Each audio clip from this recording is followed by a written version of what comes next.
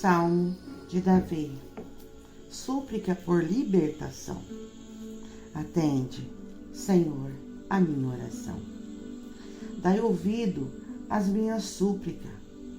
Responde-me segundo a tua fidelidade, segundo a tua justiça. Não entre em juízos com o teu servo, porque à tua vista não há justo nenhum vivente. Pois os inimigos me têm perseguido a alma, têm arrojado por terra a minha vida, têm me feito habitar na escuridão, como aqueles que morrem há muitos. Por isso, dentro de mim, esmorece o meu espírito, e o coração se vê turbado. Lembro-me dos dias de outrora, penso em todos os teus feitos, e considero nas obras das tuas mãos. A ti levanto as mãos, a minha alma anseia por ti, como terra sedente. Dai-te pressa, Senhor, em responder-me. O espírito me desfalece. Não me esconda a tua face, para que eu não me torne como os que baixam uma cova. Faz-me ouvir pela manhã da tua graça, pois em ti confio. Mostra-me o caminho por onde devo andar, porque a ti elevo minha alma.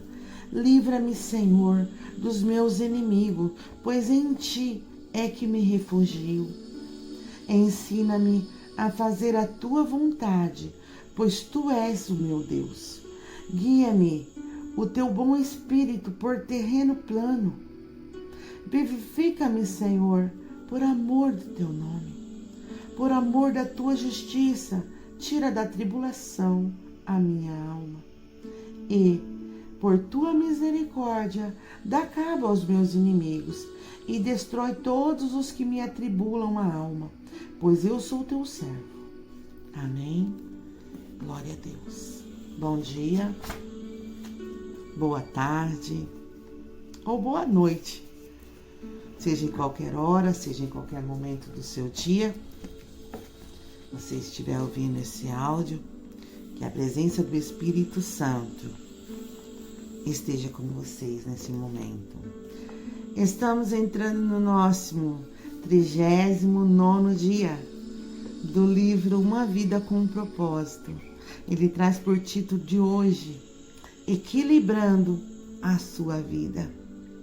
Nós estamos no 5º propósito, que diz: você foi feito para uma missão. Em Efésios 5:15, ele nos traz assim: vivam com devido senso de responsabilidade, não como homens que não conhecem o significado da vida, mas como aqueles que o conhecem. E em 2 Pedro 3:17, ele diz assim: não permita que os erros dos maus conduzam vocês pelo caminho errado e faça vocês perderem o equilíbrio. Glória a Deus. Bendito é o nome santo do nosso Senhor.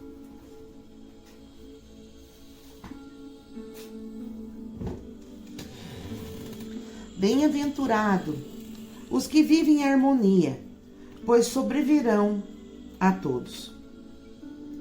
Uma das competições das Olimpíadas de Verão é o pentáculo, composto por 5 modalidades: tiro, esgrima, equitação, corrida e natação. O objetivo do pentáculo é vencer todas as 5 provas, não apenas uma ou duas. Sua vida também é um pentáculo, com 5 propósitos que devem ser mantidos na mesma proporção. Esses propósitos foram praticados pelos primeiros cristãos em Atos 2, explicado por Paulo em Efésios 4 e exemplificado por Jesus em João 17. mas estão resumidos no grande mandamento e na grande comissão de Jesus. Essas duas declarações resumem todo esse livro. Os 5 propósitos de Deus para a sua vida. Primeiro, ame a Deus de todo o coração. Você foi formado para o prazer de Deus. Portanto, seu propósito é amar a Deus por meio da adoração. Segundo, ame o próximo como a si mesmo. Você foi formado para servir. Portanto, seu propósito é demonstrar amor às outras pessoas por meio do ministério. Terceiro, vá e faça discípulos. Você foi formado para uma missão, portanto, seu propósito é compartilhar a mensagem de Deus por meio do evangelismo. Quarto, batize-os. Você foi formado para fazer parte da família de Deus. Portanto, seu propósito é se identificar com a Igreja do Pai por meio da comunhão. Quinto, ensina-lhe todas as coisas. Você foi formado para se tornar semelhante a Cristo. Portanto, seu propósito é amadurecer por meio do discipulado. Um compromisso sério com o grande mandamento e com a grande comissão fará de você um grande cristão. Manter os 5 propósitos em igualdade não é nada fácil. Todos tendemos a exagerar nos propósitos que nos desperta maior paixão e a negligenciar os demais. As igrejas fazem a mesma coisa.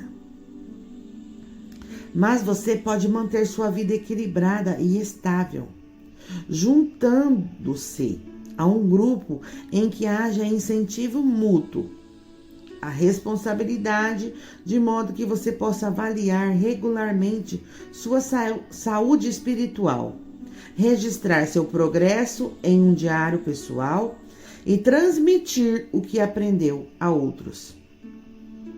Essas 4 atividades são importantes para que a vida seja dirigida por propósitos. Se você deseja seriamente se manter no caminho certo, precisará desenvolver esses hábitos. Converse sobre o assunto com um companheiro espiritual ou no grupo. A melhor maneira de assimilar as ideias desse livro é discuti-las com outras pessoas no ambiente de um grupo da igreja.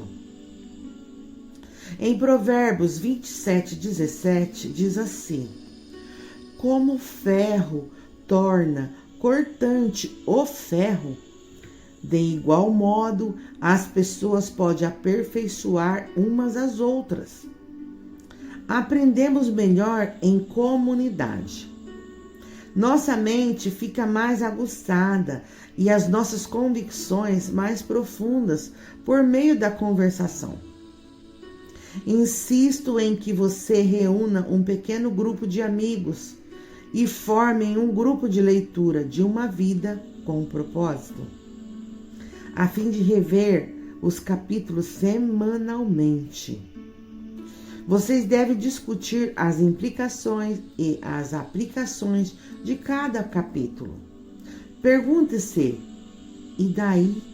E agora? O que isso significa para mim, para minha família e para a nossa igreja? O que vou fazer a respeito disso? Em Filipenses 4:9, Paulo disse: ponha em prática o que vocês receberam e aprenderam. Um pequeno grupo de leitura proporciona muitos benefícios que não podem ser alcançados somente por um livro. Vocês podem comentar o que estão aprendendo e discutir exemplos da vida real. Podem orar, incentivar e apoiar uns aos outros à medida que começarem a viver esses propósitos. Lembre-se de que fomos feitos para crescer juntos, não separadamente. A Bíblia diz em 1 Tessalonicenses 5:11: encorajem uns aos outros e fortaleça uns aos outros. Incentivo também a estudar a Bíblia individualmente.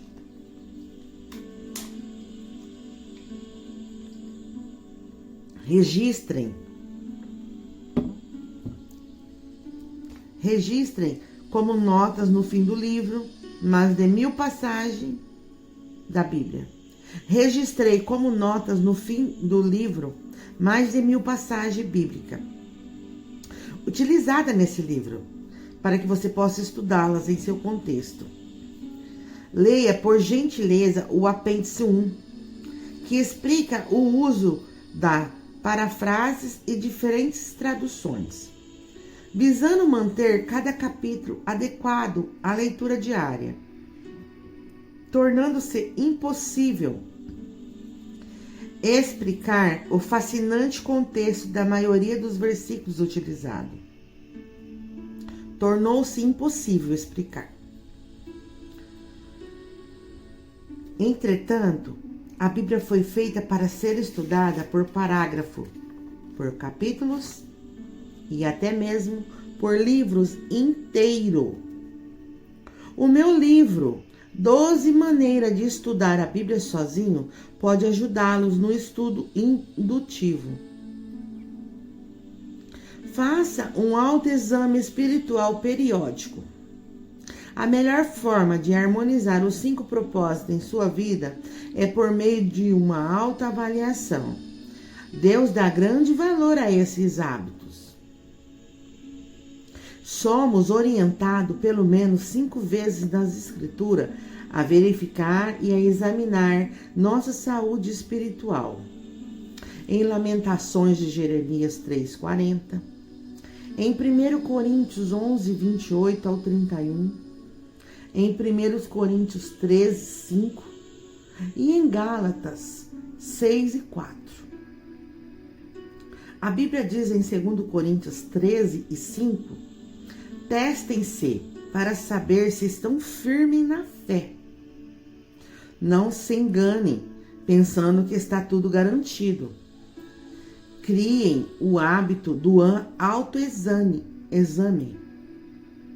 Vocês precisam de evidências de primeira mão, não apenas de ouvir dizer que Jesus Cristo está em vocês. Faça o teste.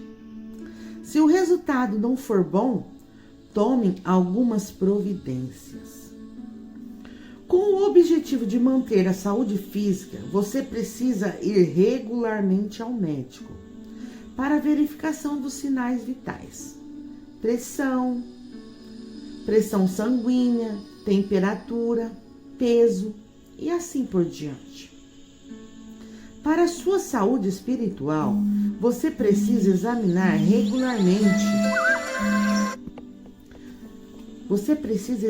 regularmente os 5 sinais vitais da adoração, da comunhão, do crescimento do caráter, do ministério e da missão. Em Lamentações de Jeremias 3:4, ele aconselha, 3:40, perdão. Vamos analisar a forma como vivemos e reorganizamos a vida, reorganizar a vida conforme a direção do Eterno. Repetindo, vamos analisar a forma como vivemos e reorganizar a vida conforme a direção do Eterno. Na Igreja Saddleback, desenvolvemos uma ferramenta simples de avaliação pessoal, que tem auxiliado milhares de pessoas a permanecer no propósito de Deus. Você ficará surpresa ao ver como essa pequena ferramenta o ajudará a alcançar o equilíbrio para uma vida saudável e de crescimento. Em 2 Coríntios 8:11, Paulo disse: "E já que começaram a agir de um modo tão entusiasta, vocês devem prosseguir até o fim com a mesma alegria." Anote seu progresso em um diário. A melhor forma de consolidar o progresso do cumprimento dos propósitos de Deus para a sua vida é mantendo um diário espiritual. Não se trata de um registro dos acontecimentos, mas das lições de vida das quais você não gostaria de se esquecer. O escritor de Hebreus 2:1 diz: "É fundamental que nós apeguemos com firmeza ao que ouvimos, para que não nos desviemos. Podemos nos lembrar do que registramos." Escrever ajuda a esclarecer o que Deus está fazendo em sua vida. Davidson Troutman costumavam dizer: "Os pensamentos se desembaraçam quando nos passam pelos dedos." Os pensamentos se desembaraçam quando nós passamos pelos dedos. A Bíblia registra várias ocasiões em que Deus ordena a alguém a manutenção de um diário espiritual. Em Números 33:2, por exemplo: "Conforme a orientação do Senhor, Moisés manteve um registro da progressão deles." Não lhe deixe contente o fato de Moisés ter obedecido à orientação de Deus de registrar a jornada espiritual de Israel. Se ele fosse preguiçoso, seríamos privados das poderosas lições de vida do Êxodo. Embora seja improvável que o seu diário espiritual venha a ser tão amplamente conhecido quanto o de Moisés, ele ainda é importante. Na NVI, lemos: "Moisés registrou as etapas da jornada deles." Sua vida é uma jornada, e uma jornada merece um diário. Espero que você tenha uma vida dirigida por propósito. Escreva sobre as faces da sua jornada espiritual. Não anote apenas o que for agradável. A exemplo de Davi, registre suas dúvidas, seus temores e suas lutas com Deus. As maiores lições vêm do sofrimento. Em Salmo 56:8, diz assim: que Deus mantenha um registro de nossas lágrimas. Sempre que houver problemas, lembre-se de que Deus os utiliza para cumprir todos os 5 propósitos em sua vida. Os problemas vão forçá-lo a se voltar para Deus e o farão buscar uma comunhão mais íntima com os outros. Construir um caráter semelhante ao de Cristo é exercer um ministério. Também vão gerar um novo testemunho. Todo problema é dirigido por um propósito. Bem no meio de uma experiência dolorosa, o salmista escreve em Salmo 102:11: que isto fique escrito para que os nossos descendentes saibam o que o Senhor Deus fez e para que o louve aqueles que ainda vão nascer. Você deve às futuras gerações a preservação do relato de que como Deus o ajudou a cumprir os propósitos dele neste mundo. Trata-se de um testemunho que continuará a ser dado muito tempo depois que você estiver no céu. Transmita aos outros aquilo que você sabe. Se você quer continuar crescendo, a melhor forma de aprender mais, é transmitir o que você já aprendeu. Provérbios 11:25 diz: quem abençoa os outros é muito abençoado. Quem ajuda os outros também recebe ajuda. Quem passa adiante suas impressões obtém ainda mais de Deus. Agora que você compreende o propósito da vida, é sua responsabilidade levar adiante essa mensagem. Deus o está convocando para ser seu mensageiro. Como lembra Paulo em 2 Timóteo 2:2, parte B. Agora, quero que vocês digam essas mesmas coisas aos seguidores, que possam ser designados para transmitir isso aos outros. Neste livro, passei a você o que aprendi com outras pessoas sobre o propósito da vida. Agora, chegou sua vez de transmitir esses conhecimentos.